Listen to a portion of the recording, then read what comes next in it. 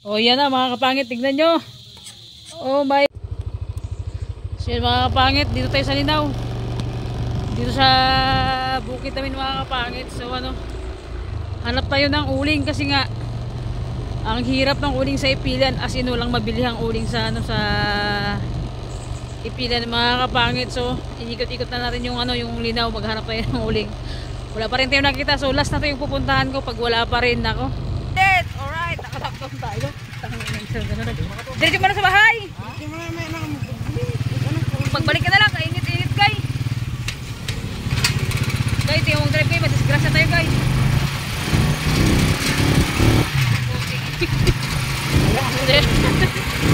Nang uling, nagpasama ako sa pinsan ko. Kasi may top down sila, so yan. Pauwi na kami.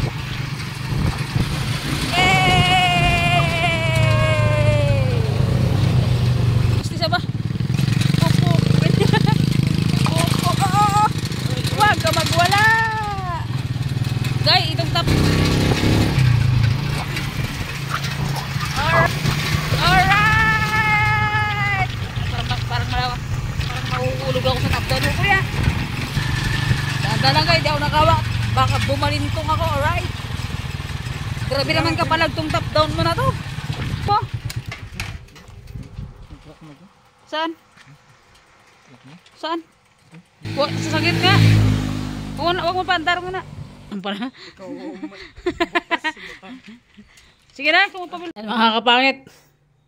Nakabili na tayo ng uling mga kapit. 2 sako, yung isa maliit pa. So yan. Binili natin mga kapangit kasi ang hirap na ano, ang hirap ng walang uling talaga. Lalo na mga kapit dito ngayon sa ano, sa amin. Pagka nagkakaubusan ng uling, grabe, sagad hanggang buto yung binta nila isang sako. Ang mahal minsan 400 na yung isang sako. Maggasol na lang ng maliit kaysa ano, kaysa mag-uling kasi sobrang mahal. 400 ang isang sako, kaya 350 di magagad yung dalawa, di ba? Kaya siyempre mga pangit, pag uling-uling kasi talaga mas makatipid-tipid tayo. Pero pagka pamahal yung uling, magagasol na tayo, grabe. Kagaling ko na mga pangit sa labas, sobrang init. Alauna pa lang, ang oras dito is alauna na ng hapon. Sobrang init. Galing ako ng bukid, asin kauwi ko lang. Tapos duman ako ng limbasan kanina. Hiniram ko yung top down ng pinsan ko, kaya yun. Pinatid ko yung 2 sako na na uling dito. Grabing init, sobra. Oh. So ngayong hapon na to, naghanap tayo ngayong araw na to, naghanap tayo ng uling. So nakakita tayo, siyempre, nakabili na tayo mga pangit and magluto tayo siyempre malamang ng ating magluto tayo ng mga pangit ng ating pan-dinner ngayong gabi na to. Ay siyempre, pahinga natin na saglit and let's go to luto na naman mga kapangit. Luto tayo ng ating panggabihan. So yan mga kapangit, yung ating ulam for today's video mga kapangit ko. So yan, mix na to mga kapangit na mix na to na isda. So yan, meron tayong bisugo. Tapos tawag nila dito ayun, tawag sa isda na yan. Basta mga kapangit, bisugo lang ang kilala ko dyan mga kapangit. So yan, let's go! Is 200 pesos mga kapangit ko. So yan, napakadami. Piprito natin mga kapangit, gawin natin iskabitsi. Alright, imumukbang natin ngayong pang dinner natin mga kapangit. Mga kapangit, lagyan natin ng asin and nahiwa-hiwa na natin. Siyempre, ito yung ating pampasarap mga kapangit, sibuyas, bawang, luya, and lagyan natin mga kapangit ng sili para magtamis ang yung kanyang sauce mamaya. Alright, let's go mga kapangit, nakakagutom na. Magpiprito na tayo and sobrang pagod tong araw na to. Ang dami kong pinunta na lahat yung uling kayo na si end. Pagkatapos bili tayo isda sa labas, panggabihan natin mga kapangit. So pag nakapag-prepare na tayo, tawag natin si Edgar, si Ate Nining kung makasama sila sa sa dinner natin ngayong gabi na to mga kapangit. Pero kung hindi, okay lang naman, kita ako lang mag-isa mga kapangit, diba? At nandyan kayo, ay ayaw ko mga kapangit. So Diyos ko, wait lang, umusok ni mantika ko, sunog na. Ay Jilo, umusok ni mantika natin mga kapangit. Yan, the best pang iskabitsi mga kapangit. Oh hoy, walang kalaban, ako lang. Oh hoy, tumatalsik. Oops. Yan mga kapangit. So mga kapangit, ito parang first time ko yata mag-vlog ngayon ng So yan. Alright. May sariling sikap natin ng video. Sariling sikap pag video, alright? So yan, yung mga pangit. The best. So yan. Pagkatapos mga kapit, pag naluto yan, magigisa tayo. Ano mga kapit itong niluluto natin, alam ko namang alam nyo na itong niluluto natin, kaya hindi na ako manibago. Sa mga viewers natin, alam nyo itong lutuin. And siyempre, sarap pa natin mga kapit pa nagluto tayo nito. Yung talagang didilap ka ng kamay mo. Ay, ayoko dilap-dilap. So yan, wala pa tayong ligo. Mamaya natin maligo mga kapit pagtapos natin lahat. Ano yung proseso ng iskabitsi mga kapangit. Ay, lutang, oh my god. So yun mga kapangit, baliktarin na natin. Anak ng teteng, lumalaban tong isda na to. Mahirap pag wala tayong siyansi siyansi ba tawag mga kapangit? Yung plot lang siya, hindi ko na alam eh. Basta't siyansi tapos. So yan. Ay, sana all lumalaban. Anak ng teteng. Yan mga kapangit. Sunog na, sobra na yata Kapangit, ito yung ating ketchup na binili mga kapangit. So, the best. Lahat ng mga kapit iubos natin.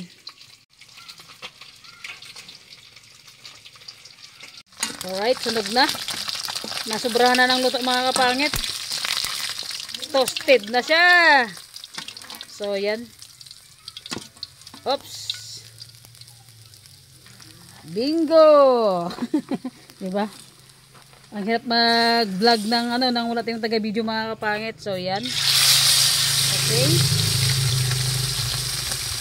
Pang pasarap.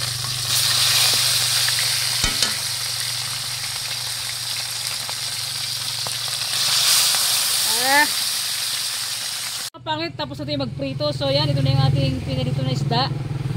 Maggisa natin mga kapangit. Gisa na tayo ng sibuyas, bawang, luya mga kapangit. And unahin natin yung luya. Naku, hindi makita sa camera. Ayan. Ito mga pangit pakita natin sa camera. So, yung mga pangit. Dito na ako mga pangit dito na ako nagisa sa sa pinagprituhan ko rin ng isda kasi malinis naman yan. So, yan. Ang una natin ginisa ay yung luya. So, yan, tingnan nyo. And sunod natin mga pangit yung sunod natin yung sibuyas. Ano natin? Gawin, napakalakas ng ating apoy. Yan. The best to mga kapit. Ito yung ating iskabitsi na niluto. And lagay na natin yung lagay na natin yung sili at bawang.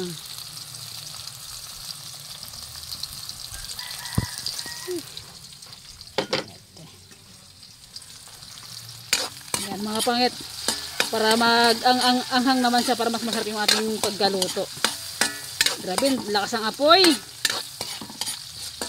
Okay, alright. Yan mga kapangit.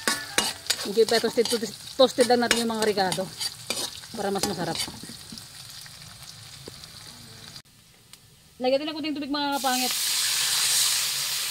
Yan.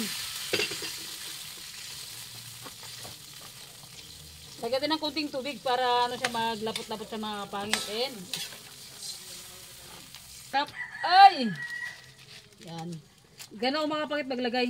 Ay, ganun ako magluto ng iskabitsi. Lagyan natin ng paminta. Para mas the best mga kapangit ko. Grabe. Hapon na dito mga kapangit. Alas 5 na ng hapon.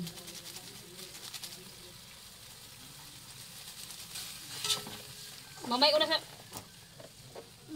mamaya ko nalagyan mga kapangit na mamaya ko nalagyan ng asin kasi yung pinagprituhan nito, yung pinagprituhan niya baka maalat, kaya mamaya ko nalagyan ng yung bote nilagyan natin ng kunting tubig mga kapangit para halos di kasi maglabas yung ketchup. Yan. Lagyan na natin. Diba? Meron pa rin natira. Yan, mga kapangit. Ganito magluto ng iskabitsi.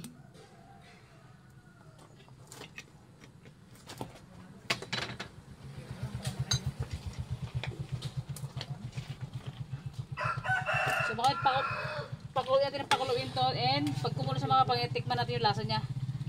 Bago natin lagyan ng asukal. So, grabe, Sobrang hagad na mukha natin ah. Pagkahapon na kasi mga kapangit dito, medyo ano na, medyo madilim na dito sa kusina ko, kaya ano, kailangan bago pa magluto. Ito. So yan, kumukulo na siya mga kapangit, and tikman natin ulit. Tikman natin ulit kung anong lasa ng ating escabeche. Lagyan natin ng asin, asukal mga kapangit.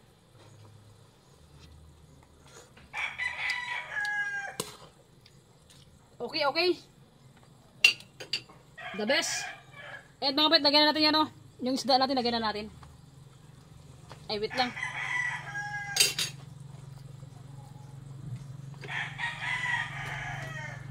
Yan mga kapit, lagyan na natin. Alright. Hindi nyo maganda mga kapit kasi nga, walang nagbibideo eh. Yan. Solid oh, sarap. Yan. Ay, sa kabila po. Dito sa kabilang bahay. Bakit pasensya na, may ano kasi may nagtanong, so yun. So ito mga kapit, ilalagyan natin lahat kasi nga pagka ano mga kapit, pagka nilagay natin lahat ito, siyempre mas masarap siya, di ba? So yan. Lagyan na natin. At malinis yung kamay ko ha. Kinamay-kamay ko naman, malinis mo yung kamay ko. Yan. So mga kapit, pakita ko sa inyo mga kapit para makita nyo naman yung talagang kumukulo-kulo talaga siya. Yan mga kapangit ko, alright. Madilim na talaga ang gabi. Dumidilim na ang gabi mga kapangit. So yan, tignan nyo. Yan. Mas masarap siya na ito mga kapit kung may ano pa siya, kung may dahon siya ng ano, dahon siya ng sibuyas. Pang toppings lang natin sa taas, pero siyempre wala kasing ganito dito sa Palawan, yung toppings, ay toppings yung mga dahon ng sibuyas mga kapangit, wala kasing ganito sa Palawan, kaya yan, dito lang. Pero dabis na to mga kapangit. Oh my god, Jupadam, nabubulol tayo. Alright, so yan, para mas dabis yung ating escabeche, diba? Yan, diba?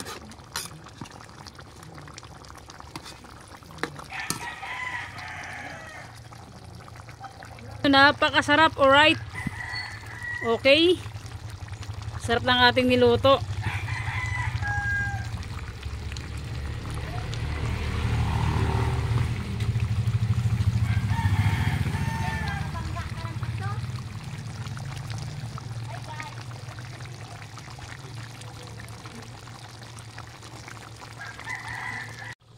Tikman natin mga kapangit kung ano ang lasa niya na nailagay na natin yung isda. Grabe, nakakatakam na talaga. Yan.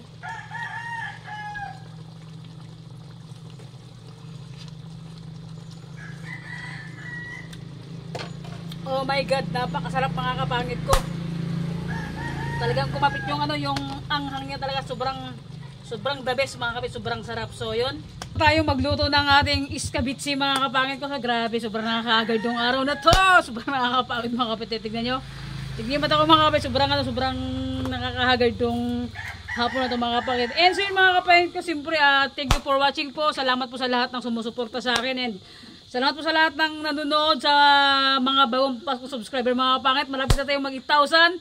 Konting-konti na lang mga kapangit. And thank you sa mga bagong subscriber natin. Shout out po sa inyong lahat mga kapangit. And siyempre, mga kapangit, papakita sa inyo dahil tapos na. Hinanggan natin mga kapangit yung ating niluluto mga kapangit ko. So papakita ko na sa inyo dahil nahauna natin sa pugon mga kapangit. And gabi na mga kapangit, tumutunog yung mga ganges. So yun, nakatapat tayo sa ilaw kaya medyo maliwanag dito sa kusina natin. And siyempre mga kapangit ko, shout out po kayo, shout out kay Ate Janet, kay Ate Gina, kay Ate MC, kay Nick Persopon, kay Charmaine, kay Ate Yoni, and siyempre sa family ko sa Isabela. Yon, walang kasawaan yung bagyo na dumadaan doon sa kanila mga kapatid. And thank you kay God mga kapangit na na okay lang sila ate ko doon, walang problema sa kanila, safety sila. And siyempre thank you so much po. Yun lang mga kapangit ko. So Ano naman, di ba na? Siyempre naman, pagkatapos ito, kainan na mga kapangit. See you next vlog mga kapangit. Thank you for watching. Bye-bye mga and advance Merry Christmas. Mga kapangit ko, and ito pahabol mga kapangit. Kaya wala tayong upload kahapon. Hindi ko na paliwanag sa inyo, bahala kayo. Bye-bye mga kapangit. O yan na mga kapangit, tignan nyo. Oh my God, napakasarap. So, yan. Yung ating niluto na na escabitsi. Oh my G mga kapangit, sobrang nakakagutom na talaga. Pakita ko sa inyo mga kapangit para naman matakam din kayo. Yan, di ba?